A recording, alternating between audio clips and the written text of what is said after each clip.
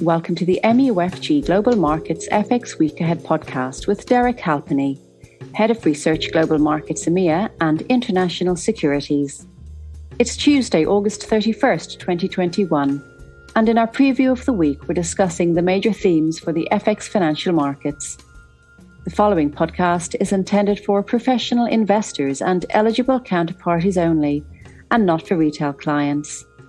Any content should not be regarded as an offer to conduct investment business or an investment recommendation, but for information purposes only. Good morning, Derek. And what are the key themes at the start of this week? Good morning, Una.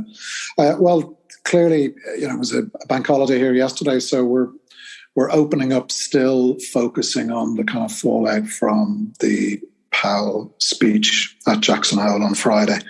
That's definitely still influencing price action.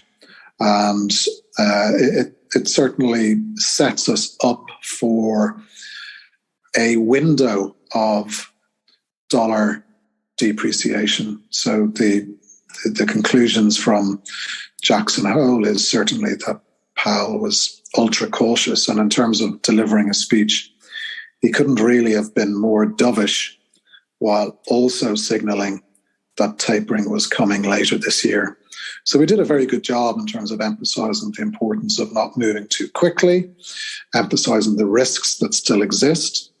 And that really has reinforced the speculation in the markets that the taper plan is more likely to happen towards the end of the year. So possibly a plan being announced at the November FOMC meeting to start in December, or possibly December to start in January. But I think certainly November starting in December looks more likely.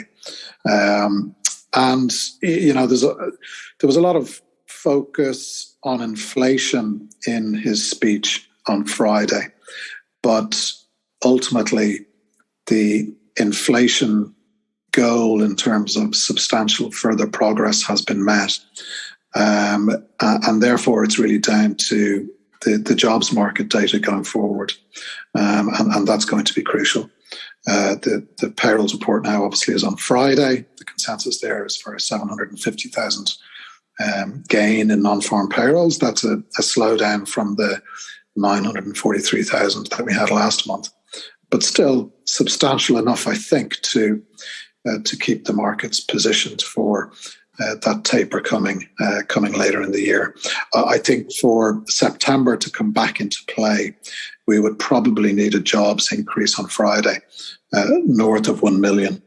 And that could then bring back some speculation on a sooner taper. But by and large, I think the tone of the speech is certainly not consistent with the Fed starting sooner.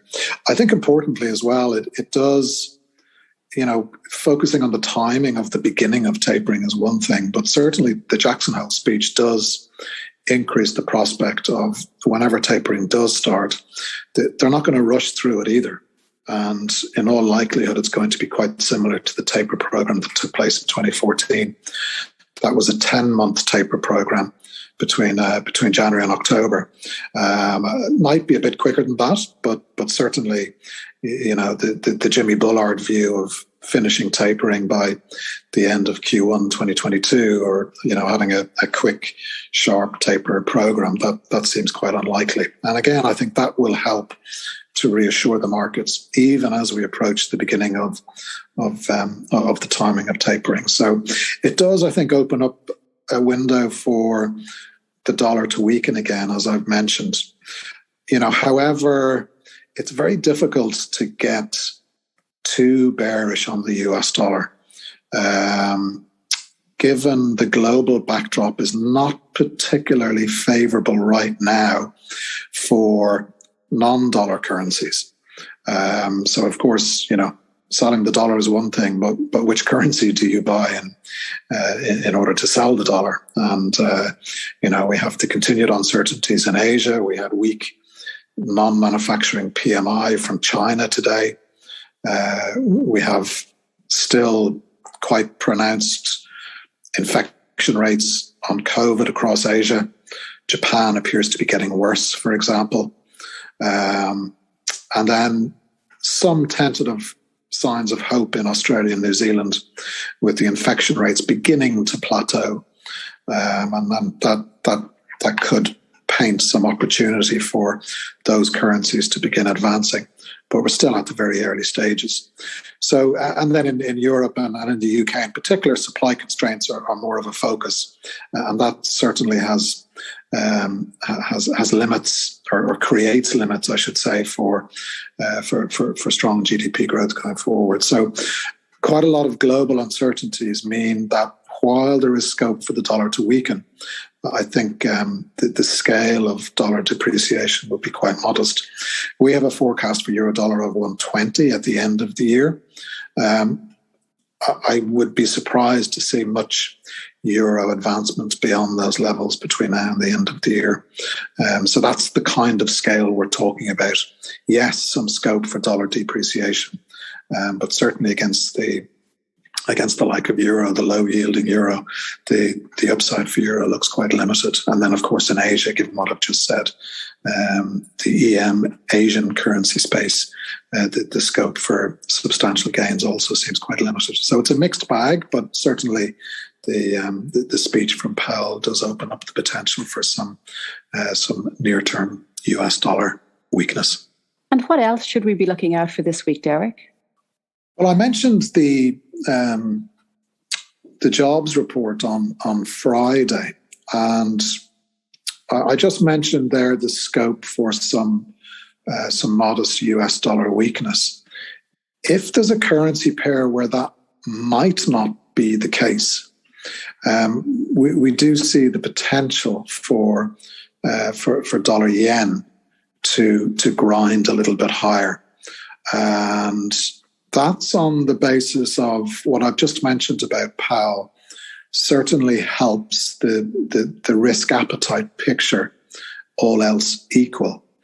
Now, on top of that, if the jobs report on Friday comes in or around expected 750,000 job gains, that to me is at least consistent with the message and the speculation of tapering beginning towards the end of the year.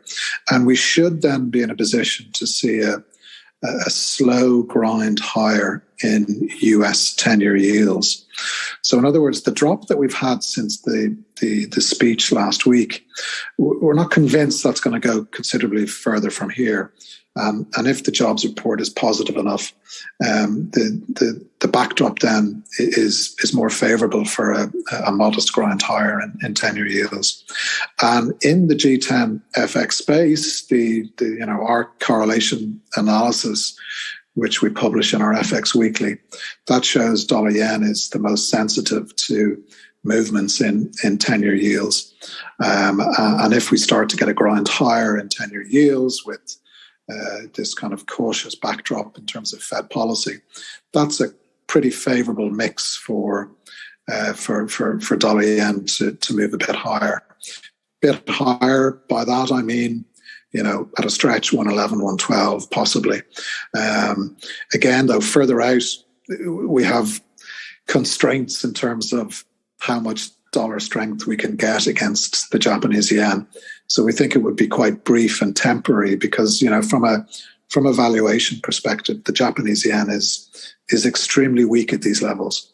On a real effective exchange rate basis, the Japanese yen declined for 13 consecutive months from May of last year from June of last year through until July, and declined to levels we haven't seen since 2015.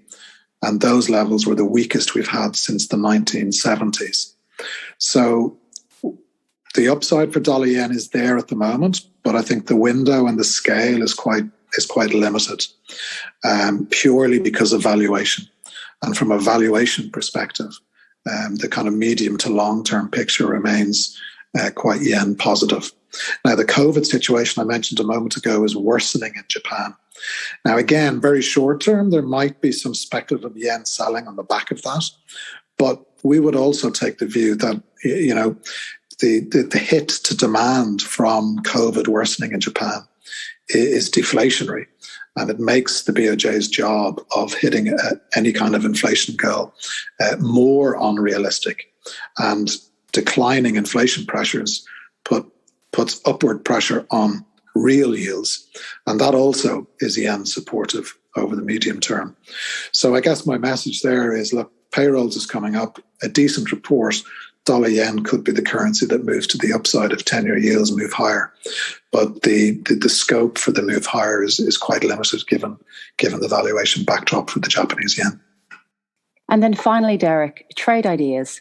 What's your research desk highlighting this week? Well, I've just covered one there because one of our trade ideas is long dollar yen. We've explained in our FX Weekly, as I've just said, we'd be quite nimble with managing that trade idea. And if we start to see move higher as we expect, then we'd be quite quick maybe to cut and take profit. The other trade idea that we're still running is short Australian dollar versus the New Zealand dollar. Both Aussie and Kiwi are performing very well today. So that risk on dollar weakness story, fueled in part by Powell on Friday, is most evident, with Aussie and Kiwi outperforming most of the rest of G10. That's partly on the tentative evidence we're getting that maybe the COVID outbreaks in both countries is beginning to plateau. The infection rates over the last couple of days have suggested such. And that's opened up the scope for some rebound in both Aussie and Kiwi.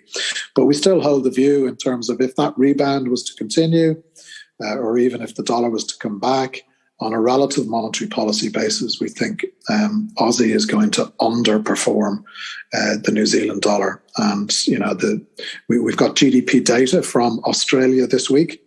It's for the second quarter, so pre-COVID. So a positive 0.5% quarter-on-quarter growth rate is expected. But the market consensus now is for minus 2% in Q3. And while there's probably going to be a contraction in GDP for New Zealand as well, it looks like it's going to be a lot more modest. And the supply constraints and inflationary risks going into the COVID outbreaks was more prevalent in New Zealand. And therefore, the RBNZ still looks on course, in our view, to raise rates on the 6th of October when they next meet. So based on that plateauing of COVID, while it's positive for both currencies versus the US dollar, we still see scope for Kiwi outperforming the Australian dollar. And Aussie Kiwi just broke the 104 level this morning. And that's, I think, opened up the scope technically for further moves to the downside. So we still hold that view, and we see that running for another couple of weeks. Well, thanks very much for that insight, Derek. Have a great week, and we'll speak to you soon. Thank you, Una, and you.